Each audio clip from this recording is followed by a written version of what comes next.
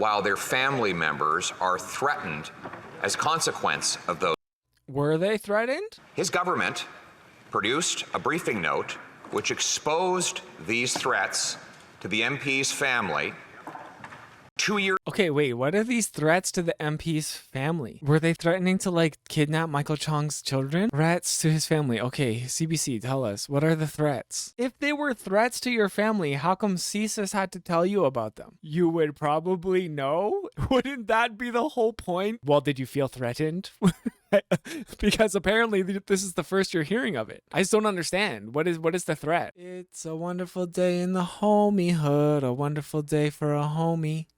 Won't you be my homie to Taro? A situation developing once again as part of the ongoing alleged Chinese interference in Canadian elections. CSIS head tells MP Michael Chong that he and family were targeted by China. So here we have Michael Chong, who I believe is of Chinese descent, and he's a part of the Conservative Party. He's been quite hard on China, but in ways that I think are relatively legitimate. I don't know how he's really been acting since the news came out about the alleged Chinese interference. Canadian Security Intelligence Service CSIS head David Vigneault on Tuesday told Conservative MP Michael Chong that he and his family were targeted by the Chinese government after he sponsored a parliamentary motion condemning Beijing's conduct in Xinjiang as genocide. Concerns me about this is that they say targeted, and they don't say what they were targeted for. Like when they say just that they were targeted, it makes it sound as though they were in the crosshairs of a sniper rifle. What they're actually implying here is that they were targeted for election interference. China targeted Michael Chong as someone that they wanted not to win re-election. I think this language is a little inflammatory. Targeted by China. It makes it sound like they sent shooters on the street, but that is obviously not the case. In an extraordinary meeting brokered by the Prime Minister, Mr. Chong met with Justin Trudeau, his National Security Advisor Jody Thomas, and Mr. Vigneault in a West Block office on Parliamentary Hill. Mr. Trudeau told the Commons Tuesday that he made contact with Mr. Chong and ensured that he got a briefing from our top security officials.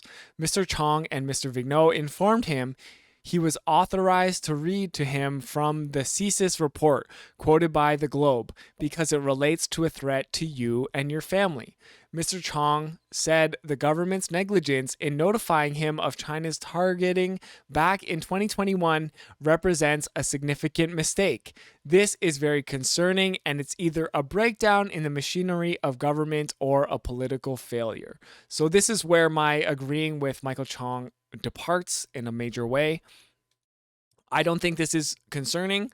If you were allegedly in the middle of a interference campaign from a foreign entity, the most likely scenario is that they wouldn't tell you because they have to wait to see that it's over. They have to wait to see the end of the situation and then determine whether it is a interference or not. If they are going to tell the candidates in the middle of a potential interference campaign, then that would also interfere with the campaign. That is the other thing, right? Like if you're running for office and then CSIS comes out of nowhere and was like, hey, by the way, Russia is interfering with your campaign, that would change your campaign.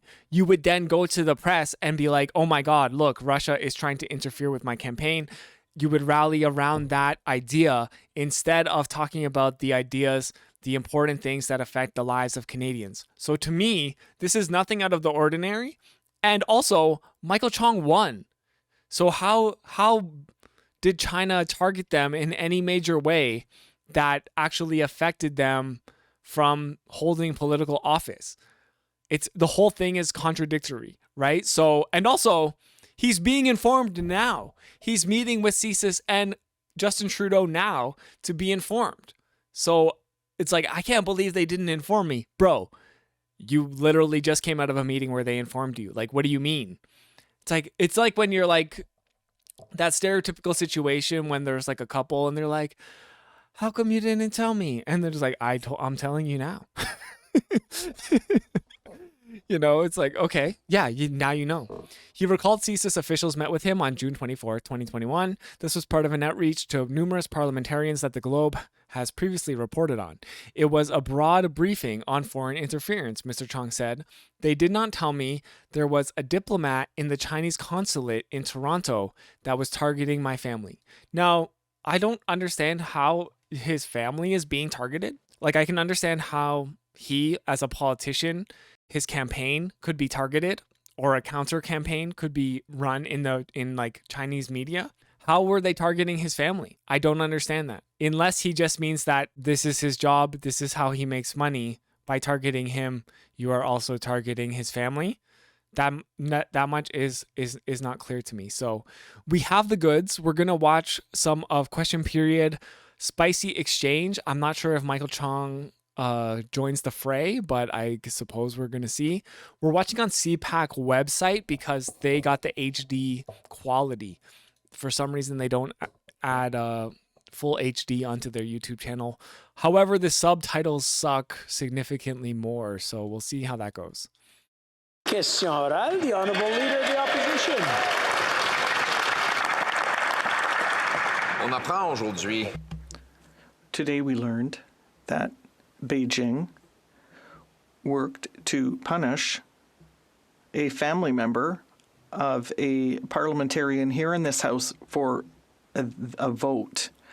And the intelligence organization of the government was aware of this for 2 years, but the Prime Minister didn't tell the member in question. Conservatives, they literally think that Justin Trudeau is like a godlike entity. Like he's like an omniscient being who knows everything that CSIS knows and is also responsible for informing people about those things. It was a diplomat who is still on the website of You can see Michael Chong here is in the frame. That's probably the significant. Chinese consulate in Toronto. Why? The Right Honourable Prime Minister. I also don't know why they do this in French. Mr. Speaker, it is absolutely unacceptable to see anyone being intimidated, especially a member of Parliament in this House. And we are following up on this matter on the report published today. I asked different security experts to monitor the situation. This is something, obviously, that we need to take seriously, and that's what we're doing. Thank you. The Honourable Leader of the Opposition. Can't vote in the interests of Canada while their family members are threatened as consequence of those Were they threatened? votes. It is unacceptable, as the Prime Minister said, which is why it's so strange that he accepted it. Right. His government produced a briefing note which exposed these threats to the MP's family 2 years. Okay, wait, what are these threats to the MP's family? Were they threatening to like kidnap Michael Chong's children? Like, I don't understand. Threats to his family. Okay, CBC, tell us, what are the threats? Threats to his family. Threaten them. An attempt to intimidate. I don't understand. If they were threats to your family, how come CSIS had to tell you about them? If it is making a threat to your family, you would probably know. It would wouldn't that be the whole point of a threat? Constitutes a national threat? Threat of foreign interference, threats to Chong and his family. I honestly just don't understand. If a threat is being made to your family, how would you not know about it? Then they're not very good at making the threat, because like you have to usually threaten the person that you're making the threat to directly. But in this case, CSIS is telling them 2 years after the fact that, hey, they were trying to threaten you. It's like, well, did you feel threatened? Because apparently this is the first you're hearing of it. I just don't understand. What is the threat? Poilievre can say anything he wants because he hasn't had a security clearance. He's lying. Yeah. Years ago, That is definitely the button I would be pushing if I was Trudeau. I'd be like, well, you would know if you had security clearance, but how come you don't? Yet the diplomat that worked to punish a Canadian MP's family is still in Canada when the Prime Minister could have expelled him. Why didn't he expel this diplomat? I still don't understand how his family was being punished. What were they going to do? Like, ground them for 2 weeks? What punishment? Prime Minister. It is absolutely unacceptable for any Canadian to be subject to intimidation via foreign power, particularly threats against family and against families of members of Parliament. That's why, as the reports came out this morning, I immediately asked officials to follow up on these reports and to get to the bottom of this. I also asked for outreach both on the political and the officials side to the member in question. We are going to continue to make sure this is taken extremely seriously. Honourable Leader of the Opposition. Well, that's just And also, you know, like there's currently Vincent Kay and Han Dong. They're a conservative and a liberal, respectively, who are both pressing charges against Global News about this so-called CSIS leak. Like, nobody knows what's going on. So the fact that they're fighting over this, like, we don't even know what the facts are. false. He didn't immediately take action. He took action after the media found out about it. That's right. His government has known that a Canadian MP had his family threatened because that MP voted for human rights in the House of Commons. He knew about that for 2 years. He did exactly nothing. Furthermore, the same diplomat that orchestrated these threats against the MP's family still works in the Toronto consulate at Beijing, even though the Prime Minister has the power to expel him. Will he expel him today? Right Honourable Prime Minister. As the reports were made public this morning, we followed up immediately with top officials to get all the information on this file, on what happened, on who was informed and who was not informed, to make sure that we are following up in an appropriate way. This is absolutely unacceptable, and it shouldn't have happened. Honourable Leader of the Opposition.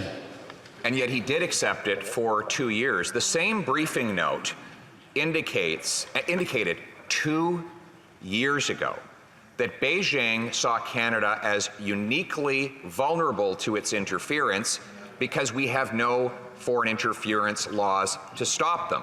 The same laws that exist in the United States. Okay, this is true. Canada is weak when it comes to foreign interference, but part of the reason why is because we have this antiquated system called first past the post. We don't have proportional representation.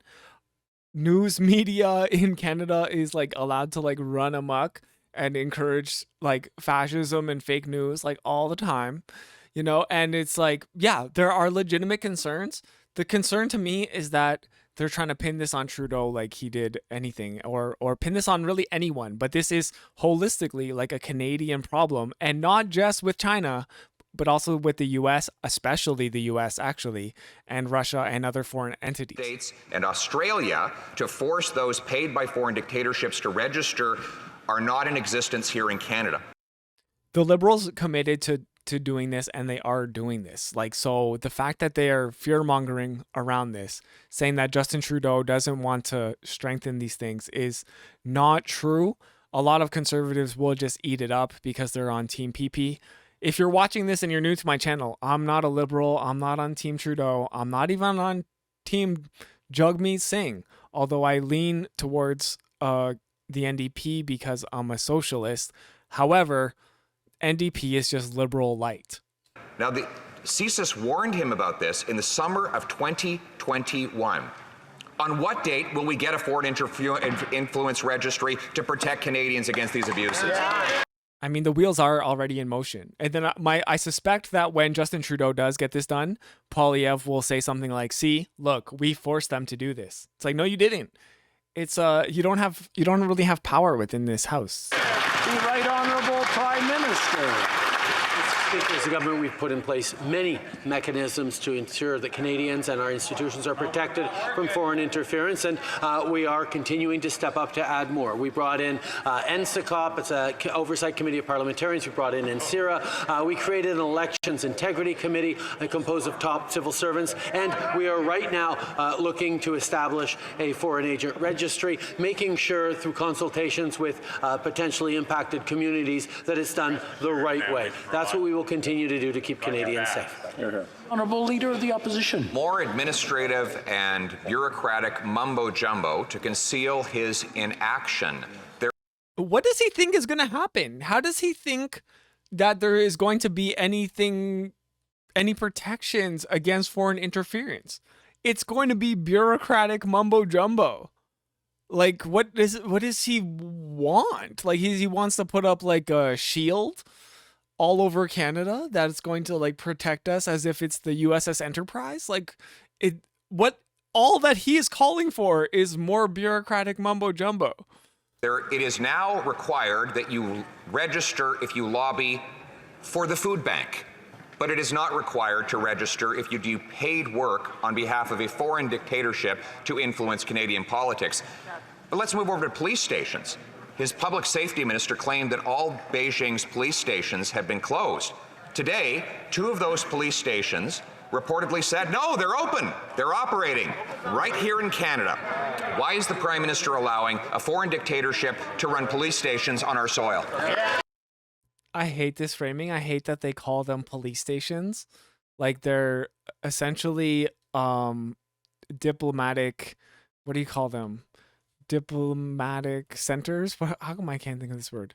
Embassies. That's the one. Yeah, they're embassies that essentially try to police like people who are Chinese citizens into acting the way they want, or in some cases going back to China in order to face consequences there. They can't act. It's not like they have police on the streets policing people in Canada. So I just hate this framing. Unfortunately, that is the framing that the news media also took. The Right Honourable Prime Minister.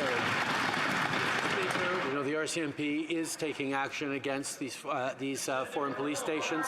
This is something we need to see, and I've tasked the minister to make sure that it gets done. Usually embassies let other countries know. Yeah, I'm not saying that they're doing nothing wrong. I just hate the framing that, like, for a lot of Canadians, there will be like, oh wow, why are Chinese police allowed to be policing Canadians? Like, it just like, it doesn't actually explain what the situation is. That's why I don't like the framing. You need to tell diplomats that you're immune. Right. Like, yeah, there's definitely something fishy going on. I don't think that should be happening. I'm not trying to justify China trying to influence like Chinese Canadians in that way.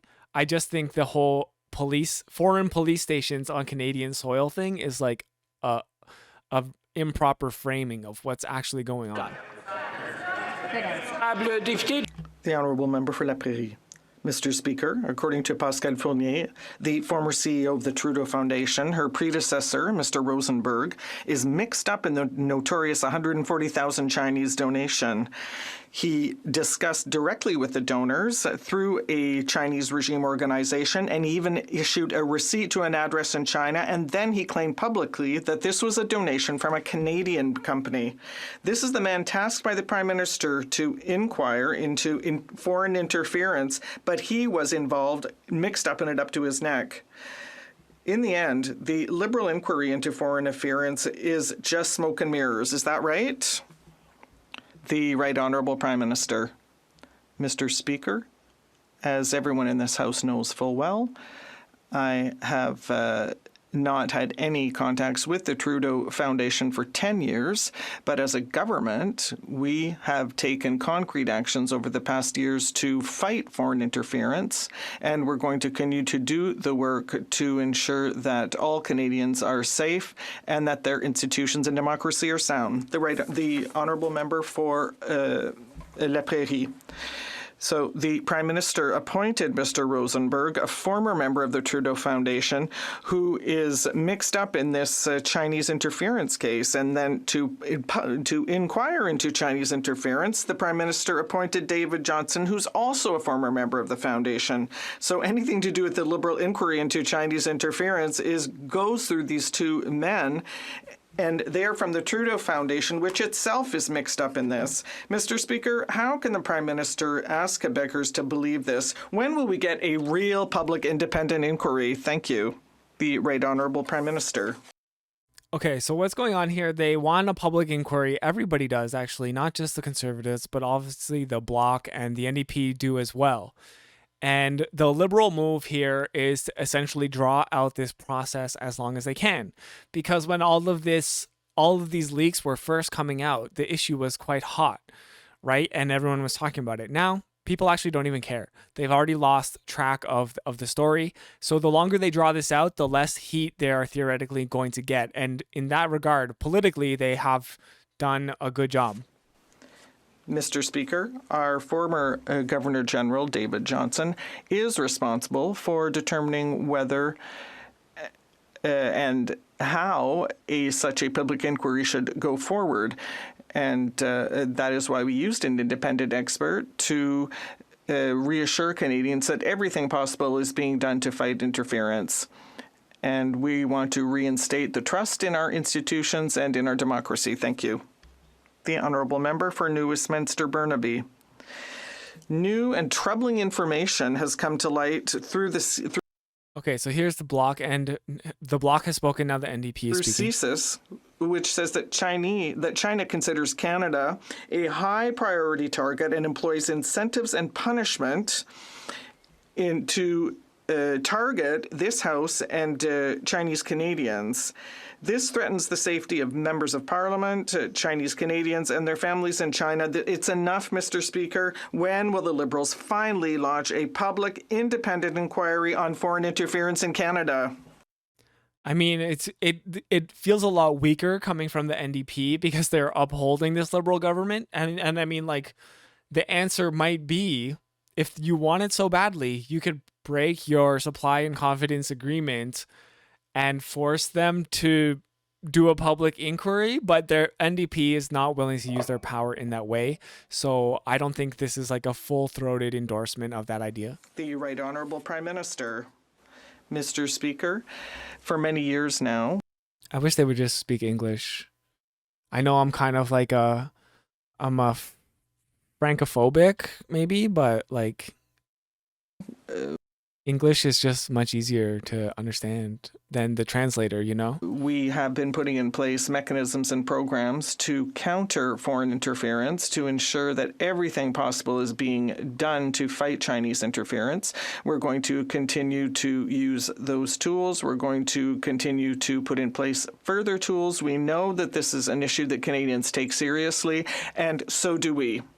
The Honourable Member for Edmonton Strathcona. Mr. Speaker, that clearly shows that this Prime Minister does not understand how much this is damaging our democracy. Media reports came out today confirming that Canada is a high priority country for foreign interference from the Chinese government. MPs, their families, and even their staff are being targets of incentives and punishments, Mr. Speaker.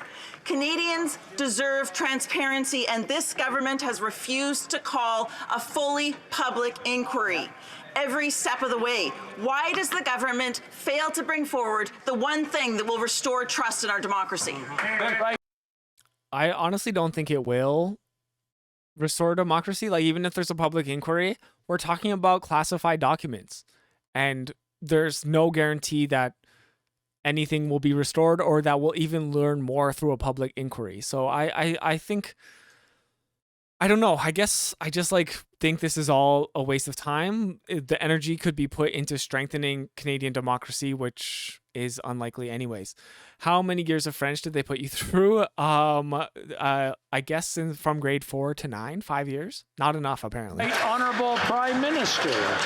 Mr. Speaker, from the broad range of experts who've looked into this, there are multiple opinions on whether an open public inquiry is actually the best tool to restore confidence in Canadians. That's why we tasked an independent expert in our former Governor General David Johnston to look at all the tools we have to counter foreign interference, to look at the concerns that Canadians have, and to choose the best path forward. If he chooses a public inquiry, we will absolutely move forward with a public inquiry. We will take the right tools necessary to restore Canadians' confidence. So sneaky. What a sneaky guy, you know? Leader of the Opposition. Mr. Speaker, the Prime Minister has to answer these questions. He's Can we just say that this purple tie is almost exactly the same color as the People's Party of Canada color? Little sus. known now for 2 years that the family of a member of Parliament was threatened for harassment and other penalties because of how he voted on human Do we actually know if that's true or not? rights in the House of Commons. For 2 years, the Prime Minister did nothing to protect the family or to punish the Canadian-based Beijing diplomat who orchestrated the entire attack. Again, I don't understand how his family was being punished or even threatened. If his family was being threatened, how come the family didn't know about the threat until very recently? I don't get it. Against that family. Can the Prime Minister confirm if the responsible diplomat from Beijing will be expelled by the end of business day today? The Honourable Minister for Public Safety. Okay, so they did move to Marco Mendicino here instead of Trudeau responding directly. You could see Andrew Scheer there pointing like, no, we want to hear from Trudeau. But Speaker, I want to assure every member in this chamber that okay, so do I agree that this person should be punished? Honestly, nobody knows because we're dealing with intelligence, right? Like, should we punish a diplomat based on hearsay from Sics? What is the political situation here? It's not really for anyone to say because Sics is the one who's holding all the information. Maybe the Prime Minister knows. Is it going to be good for Canadian-Chinese relationships to expel this diplomat over hearsay from intelligence agencies? Probably not. So it depends on what your goal is. Now, the conservative line here is that it's Trudeau's goal to basically be China, to be the voice of China. He's in bed with China. He's been corrupted with China. That is not true. Chinese-Canadian relationships under Justin Trudeau have gotten significantly worse. Trudeau is not a friend to China. So the idea that he is acting at the behest of China, absurd. So what is Trudeau's goal? My guess is that part of what the Liberal government has to deal with right now is trying to keep things in decent standing, not letting them get any worse with China. That to me is the only thing that makes sense. Right? But of course, conservatives on Twitter will like lose their mind and be like, oh my God, Trudeau is a dictator. Trudeau is a communist. And he's acting at the behest of the Chinese Communist Party. That is just not true. Fundamentally not true. Trudeau is a capitalist. China, they're also a state capitalist country. So it's not even real communism. So there's all this fear mongering around the situation.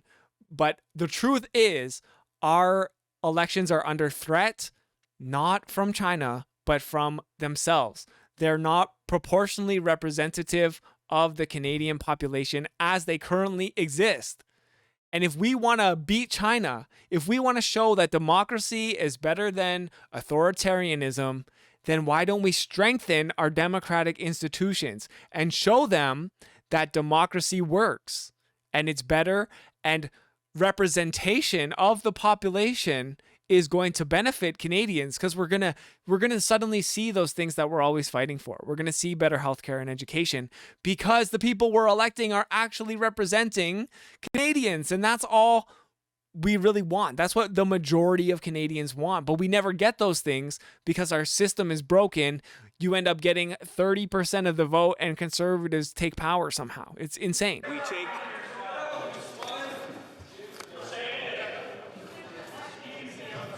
What would they do differently if cons got in? Absolutely nothing. That's the other thing. They would be the exact same as Trudeau. They're not offering any other solutions. All right, quiet on the set. Honourable Minister for Public Safety. Mr. Speaker, I assure every member in this chamber that we take the reports that have surfaced recently very seriously. In fact, I reached out directly to the member for Wellington Halton Hills to share my concerns. I told him that I have instructed Sics to provide him with an update, but this government will continue to take concrete actions to combat foreign interference, including the $49 million that we have allocated in Budget 2023 to protect all Canadians from foreign interference. Mr. Speaker, this is not a partisan issue. We should do this work together to protect all parliamentarians. The Honourable Leader of the Opposition. Okay, Liberals here, they're playing the civility card, right? And it's like we should be working together to solve this foreign interference problem. And I mean, that's a really easy move that they can make, because that is realistically what we should be doing. They're making this sound like a Liberal problem, but it is a Canadian problem, right? So the fact that Conservatives want to make this a Liberal problem, even though there's a Conservative in the Ontario legislature who is suing Global News for allegedly saying that he's in bed with China. And it's like there's so many other elements to this that are not being represented in this narrative being put forward by the Conservatives. Speaker, it's time for the Prime Minister to stand up and do his job. Stand up. Stand up. Sorry, I gotta watch this again. Job. Stand up. Stand up. The body language here is very, it reminds me of a stereotypically gay man. He's just, not obviously not that there's anything wrong with that, but it is just kind of funny coming from Pierre Poilievre. He's like, stand up. It's like, I don't know. It's just like, okay.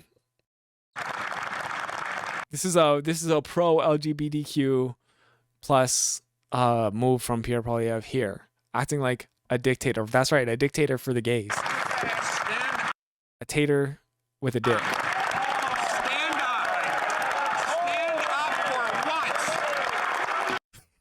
Stand up for what? Did he say stand up for what? That sounds like a Lil Jon line. It's like, Stand up. Stand up for what? oh, for once. I thought he's like, stand up for what? Stand up for I once. just want to remind the Honourable Order. I want to remind the Honourable members to speak through the Speaker and not directly to each other. The Honourable Leader of the Opposition. I mean, the sad part is Trudeau's been really tough on China. So asking him to stand up is like, bro, we're already doing it. We've already announced with Joseph Brandon that we're going to basically reposition ourselves and get out of business with China so we can get in business with the US. That has already been declared. I don't even know what more that they want. Will the Prime Minister finally stand up for this country and its people against a foreign dictatorship that has been interfering in our land for far too long? Yes or no? Fear-mongering. Honourable Minister of Public Safety. Mr. Speaker, over the heckles of the Conservatives on the other side of the aisle, this Prime Minister and our government has been standing up, doing the relentless, tireless work of defense. He's a little teapot, short and stout. Here is my handle. When will the Prime Minister stand up?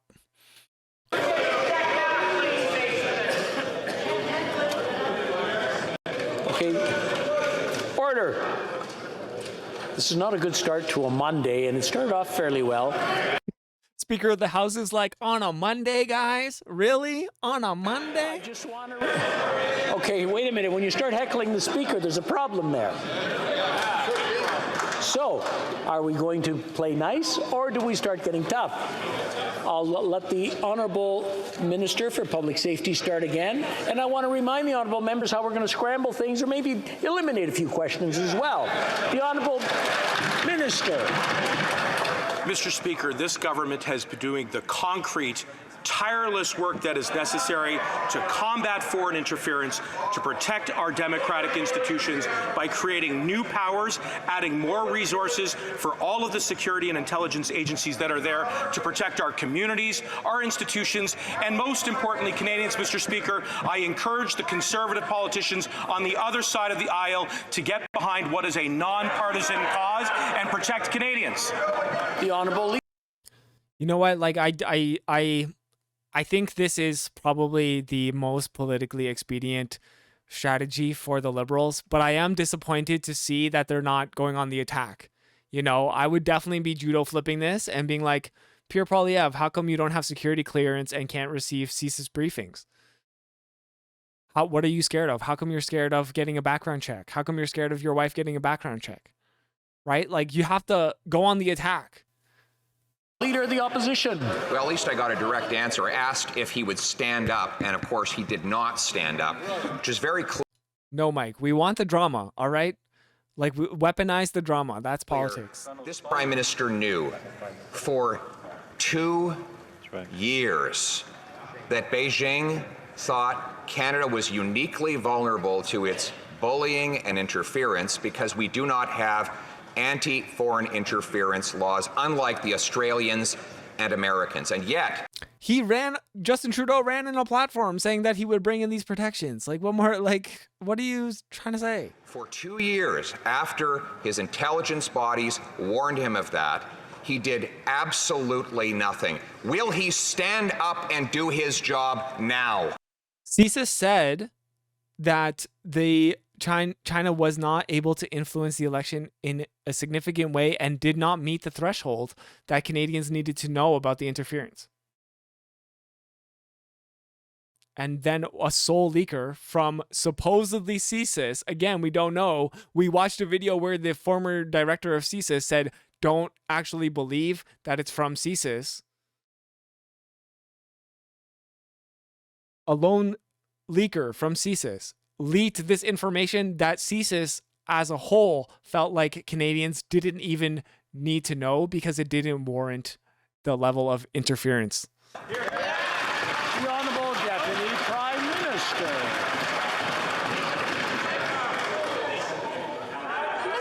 All right, here comes Krisha. Mr. Speaker, at a pretty young age, I personally learned what it was like to be targeted by an authoritarian communist regime. As a Ukrainian Oh no, we're getting the anti-communist sentiment here. Canadian, I have always known that authoritarian communist regimes particularly target diaspora communities here in Canada. That is wrong, Mr. Speaker. And you know what makes it Hashtag victims of communism. easier to target Canada and Canadian democracy when we are divided, Mr. Speaker? The Honourable. More civility, more, there's basically like, hey, the Conservatives are attacking us. What if we, instead of attacking Conservatives back, attacked communists who are not present in this house right now? Leader of the Opposition. Mr. Speaker, the Prime Minister has to stop hiding behind his ministers. The vacation is over. He has work to do. He wants to talk about taking partisanship out of it. You know what would have been a nonpartisan thing to do? To recognize that a Conservative MP, or that any MP for any party, had his family threatened because... Again, How? He had his family threatened, but he didn't know that there was a threat until 2 years after when Sics told him.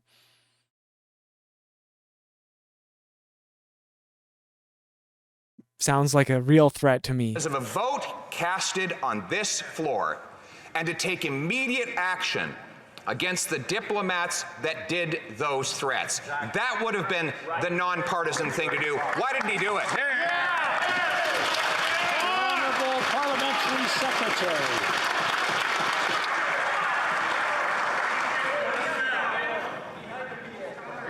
Mr. Speaker, I want to take a moment, and it's uncharacteristic of me to express my outrage at what has happened to the member for Wellington Halton Hills, and it could be any one of us in this House who is targeted for actions that we have taken. What did they do? What did they do? What did China do to Michael Chong? Like, we literally don't know. All we know is that Sics said that he was targeted. In what way? How? He still won his election. It is an outrage, and we should all express that collectively. This Prime Minister will continue to work for Canadians, for Canadian democracy. We will continue to stand together and make sure that any foreign interference will never be tolerated. If a diplomat has broken the Vienna Convention, he or she will be expelled. You have The Honourable Leader of the Opposition. Civility. Minister is running out of ministers to hide behind. While he sits there and smirks, we have a country that is under foreign influence by a dictatorship. If we're under foreign influence, then how come, Pierre Poilievre is allowed to hold office? Like if the threat is like as serious as you are claiming, there's not a single minister in this house that is there because of China. So how big can the threat be? That has actually opened police stations in this country. Now, according to a report... You know what? I'm going to call the Chinese police on Pierre Poilievre right now for wearing this ugly-ass purple tie. Call the Chinese fashion police, please. Just out today, there are 2 police stations run by Beijing operating in Montreal as we speak. Will the Prime Minister stand up now and tell us how he will close down these police stations? The Honourable Minister for Public Safety. Again, this is a foreign policy issue. My concern is that Pierre Poilievre will win and ride this anti-China sentiment all the way to victory. And then what will happen? Relationships between Canada and China will get exponentially worse, and it's not even that they're going to get worse. They're already getting worse and going to get worse under Trudeau, but they'll get worse really quick. And you know who that's going to cost? It's going to cost us a lot of money. Mr. Speaker, I assure the Conservative leader and all members in this chamber that the RCMP have taken concrete action to disrupt and shut down police stations, and if more open up, they will remain vigilant and do the work. And Mr. Speaker, they will do that underpinned by the investments which are earmarked in Budget 2023, which, again, the Conservatives have said, without even reading the document, that they will oppose. So if they're really interested in protecting Canadians from foreign interference, and that's something we should all be united behind, then they should support Budget 2023. The Honourable Leader of the Opposition. Mr. Speaker, I don't know why the Prime Minister is so afraid to stand up. Maybe it's because he's ashamed that he did absolutely nothing for 2 years after knowing that a Canadian MP was threatened by a foreign dictatorship. He didn't even send the offending diplomat home, and now he's been exposed for it. Then he puts up a whole myriad of ministers to hide behind, one of whom claimed before. It's honestly a good strategy. I mean, it's just like giving them less sound bites to work with, so Pierre Poilievre trying to call out that what other people are willing to defend Trudeau. It's not really something on its face that is like, yeah, why doesn't he talk? It's like, okay, wait, here's a myriad of voices. But we don't get one voice. We get a united front from the Liberals. And I mean, the average Canadian is going to see this and be like, that makes sense, as opposed to just attack dog Poilievre doing all the talking for his behalf. How come Michael Chong isn't talking? Right? What's wrong with Michael Chong? How come he needs Pierre Poilievre to talk his shit for him? Comes off as a little weak, don't you think? That the Chinese police stations were closed, and we learned now that they are open. Wow. Given that we can't believe his minister, why doesn't the Prime Minister stand up and speak for himself? When will he close these stations? The Honourable Government House Leader. Mr. Speaker, of course, as a leader. Mr. Speaker, as a leader of the opposition well knows, because he was here, the Prime Minister stood in his place and answered 5 times those questions. The ministers of this House also answer questions. And let me say, Mr. Speaker, without equivocation, that the attacks that are taking place on democracy, be it by Russia, be it by China, by any authoritarian regime, What about the U.S.? are something that we must stand in unison against, Mr. Speaker.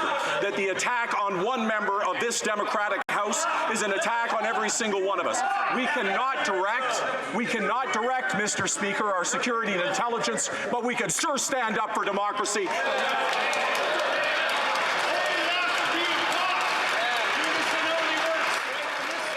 See, you watch that. I think that makes the Pierre Poilievre look pretty bad. That's at least if you're going to do the whole civility politics thing, like at least do it like in an impassioned way, like that guy did. All right, it's over. That's it. So there we have it. That's the exchange everyone is talking about. Chinese interference, a huge topic still. I think it's pretty ridiculous. It's all feeding into the anti-China hysteria, which no matter how you feel about it, no matter how you feel about them being a authoritarian dictatorship, they are Canada's second largest single country trading partner. And it's going to be better for us if we work with them. Relationships have deteriorated over the prime ministership of Justin Trudeau. So the fact that Conservatives want to paint him as though he is a representative of that dictatorship, absolutely absurd. The Liberals are just drawing out this process because Canadians get bored really easy. There's about 10,000 things that have happened in the US that have distracted Canadians from caring about this anymore. As they do point out correctly, it is a nonpartisan issue. I don't think the Conservatives are capable of understanding that there can be things that happen that actually affect them as a party and us all as Canadians, because everything that they're doing right now, their entire playbook is Justin Trudeau is bad. I think a lot of Canadians are not going to respond well to this, and I'm surprised that actually Pierre Poilievre has been able to maintain this pressure for so long, because I don't think it's actually working for him either. I'm not really sure what Pierre Poilievre's long game is, because I don't think he's going to be able to keep up this sustained aggression, and it's not something that is even necessarily getting him votes as well. Ramalama says, do you think this is potentially an international thing? Is this also happening elsewhere? I mean, oh, absolutely. Like, there's going to be interference within all major nations. There's all of the US, Australia, Japan, Canada. They're all positioning themselves to take a strong stance on China, and it's just inevitable. China obviously wants as much influence as it possibly can. I don't think it's happening in the way that Conservatives are fear-mongering. It's happening probably in much more subtle ways. But opening the physical branch office, I mean, it's an embassy. I think, what do they want Trudeau to do, right? They want him to close a Chinese embassy? Do you really think that would go well with China? What I know about this is that China always retaliates, right?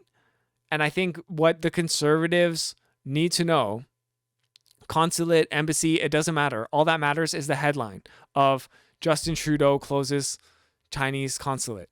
Justin Trudeau closes Chinese embassy.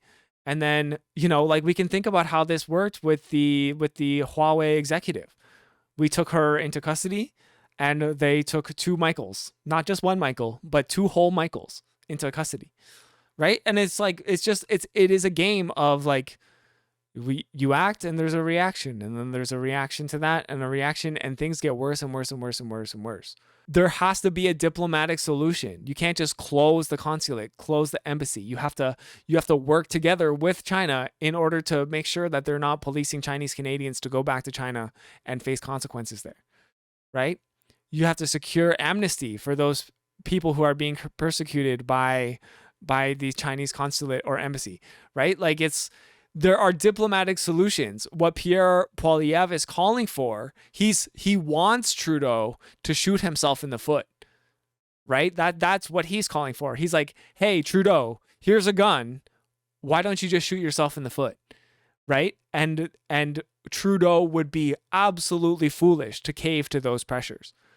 So those people rallying around Pierre Poilievre right now are people who are not really capable of understanding that this is a geopolitical situation that needs to be addressed. Occasionally working together is setting a hard line and saying no. Trudeau they've been really hard on China. They announced with Joe Biden that they're essentially going to transition the entire country away from China and towards the US. There's not a stronger example of saying no than that. That is what is happening. Trudeau is being really hard on China.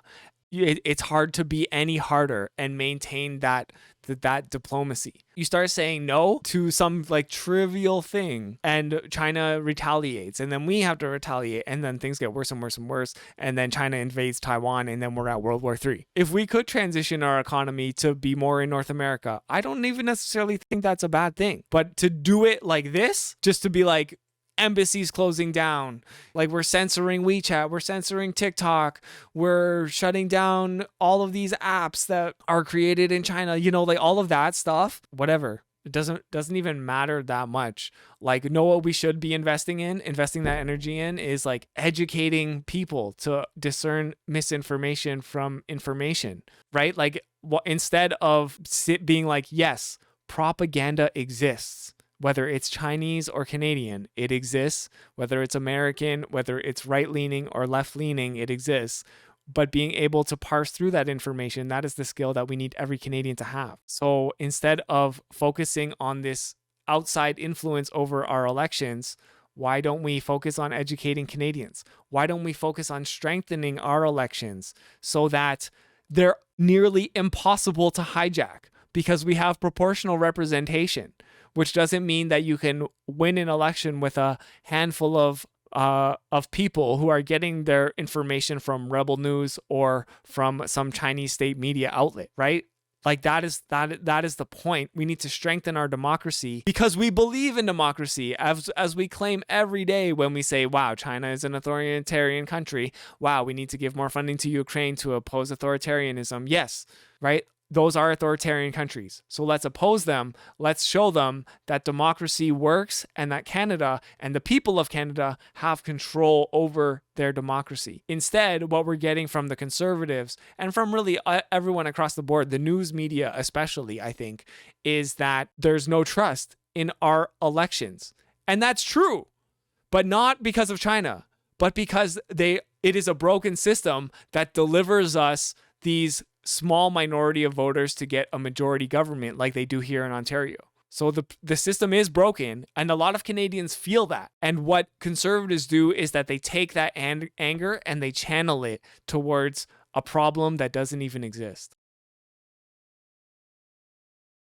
Why not make sure you don't miss the next video by liking, commenting, subscribing, and ringing the bell? Thank you so much for watching. It's my homie, too, Taro. Peace.